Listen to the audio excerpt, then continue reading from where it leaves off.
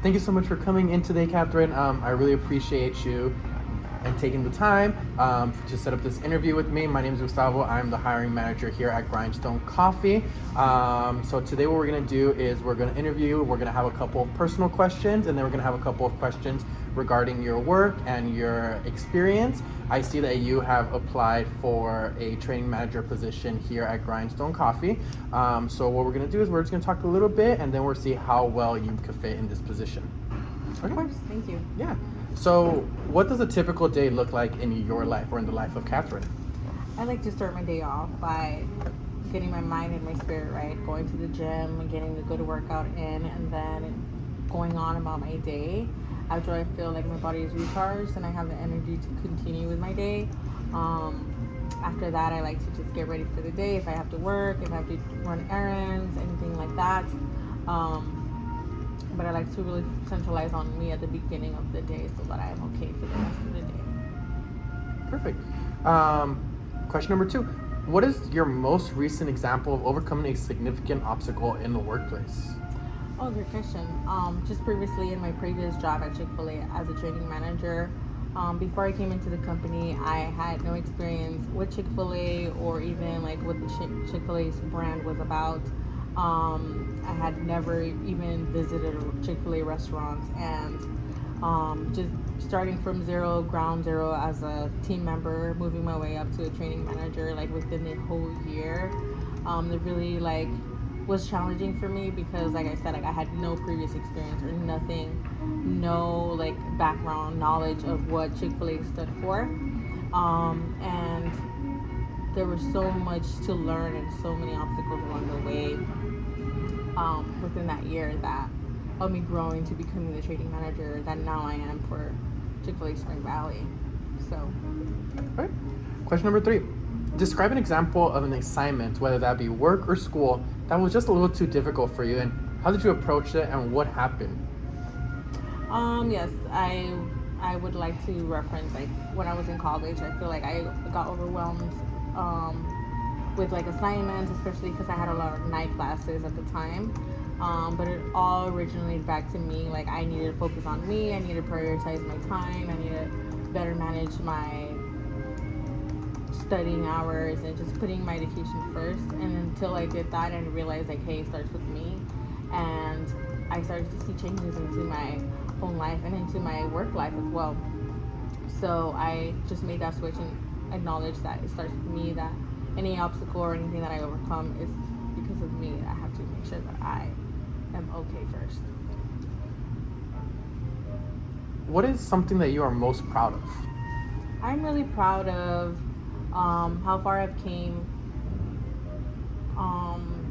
Like I am a first Spanish. My first language is Spanish. I came to the U.S. when I was 7 years old, and ever since then I was able to have a job and start like in my family's restaurant, and then like learning everything. I learned everything there with my mom. Like she was the one that taught me how to do like cashier. She was the one that taught me how to like make a fish taco. So it all started there. So I'm very proud of my beginnings of like where I started in the food industry and like everything I've learned. But it all started at that age, like when I came over here to the U.S. at 7 years old, and just like learning everything since then, and like never stopping, and like continuing to learn and develop myself in like food industry. That is something to be proud of. Congratulations on that.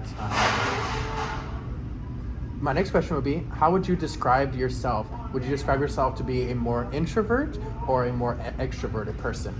I feel with time, as the time has came, like I've always thought of myself as an introvert, but with me wanting to better myself and me wanting to be more in the future, like I've had to push myself to be an extrovert, to go that second mile, to get to know people, to develop people, and I can't do that if I'm an introvert.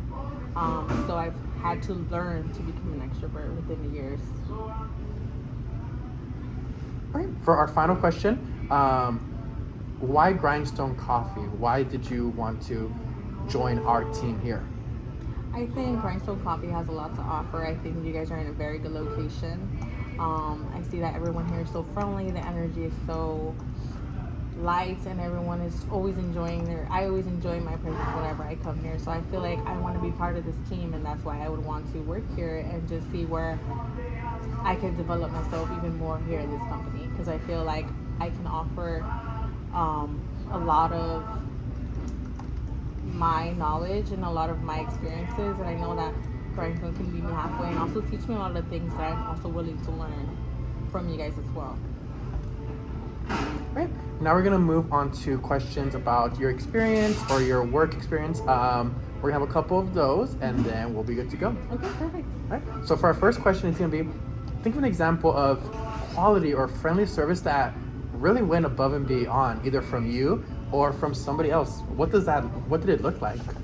I think quality service and meeting a guest, meeting them to the second mile service, meaning like if you are taking somebody's order and you see that if it's a woman with the children, like, oh, offer a booster seat, offer if you like to take their food to their table, just making sure that they feel welcome and they feel taken care of. Because if somebody feels taken care of, they're most likely going to come back. And if we can have a connection like that with the guest, then we can definitely have a business that's well set in stone, and that will profit a lot from if we have that relationship with guests first. For our next question, think of a positive experience you've had working in a group or a team. What made that experience so positive? Yes.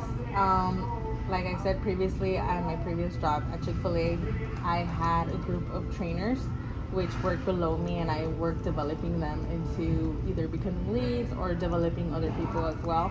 And I feel like having that title as a training manager fulfilled me so much, because they pushed me to my potential, and I didn't know that I could come into a company not knowing anything and have a full group of people just stand behind me and just support me in everything and every decision that I wanted to make and any change that I wanted to do, and also just like having that relationship with them where I can sit down and be like, hey, I want to do these changes, this is what's coming up next, what do you think? What do you as a trainer, what do you as a fellow friend, fellow coworker, what is your ideas? Because I always wanted to make sure that they felt like they were part of everything that was happening around them as well, so they felt like they were part of the company growing as well. Right. For our next question, tell me about a time where you had to work with somebody completely different from you. How did you adapt to collaborate better? Yes. I feel like everywhere you go, there's going to be people that they're challenging to get along with, or even they just might be just a challenging people in general.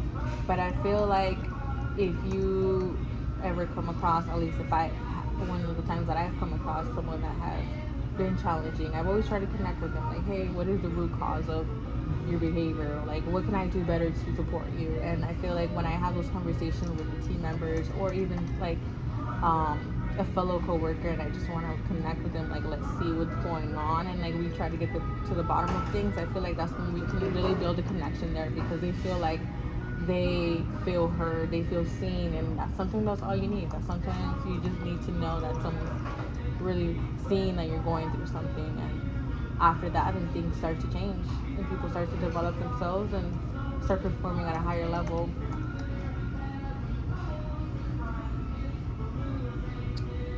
So for our next question, when conflicts arise at work, how do you handle it? So some examples can include gossiping or conflicts between team members. As a manager, how do you handle that situation?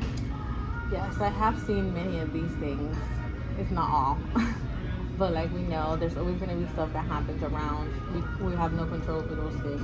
The best thing that I have came about, for example, if there was a gossiping situation, I would just simply put whoever is coming to me telling me that something happened, I try to get the full story. I try to get both the stories if it was two people involved, and just see what the root cause of it was. Like, what is it? Why is this happening? Like, how can we prevent it? Was this a misunderstanding? And most of the time it's just a misunderstanding. So once we have the two people, I see both sides, I bring both people in, I let them know, like, hey, this is a situation, like, how can we all grow from it and be better from it? And then after that we have that conversation, then they understand like, hey, this is a place of work. This is a place that I'm okay to speak my mind. I'm okay to feel upset, but also I can sit with somebody and someone can listen to me and we can work things out. Like there's no need for them to just take that inside. Awesome. So we're almost done. No worries. So our next question is going to be, what strengths/skills would you bring to our team if you were hired? I feel like I am very determined. I am a hard worker and I'm always seeking to learn more. And that is something that I see that this company can offer me, because I see that a lot of the times you guys are developing people, you guys are sharing your knowledge and how the company actually works, and like you guys show and train your team as like all the paperwork, and it's just like that's really amazing to me, and me getting to know that side of the business I'm very much looking forward to. And I think that's like the main reason that I'm very excited to, if given the possibility, to work here at the Grindstone coffee shop. Okay. Have you ever been on a team where somebody wasn't pulling their weight? How do you handle that type of situation?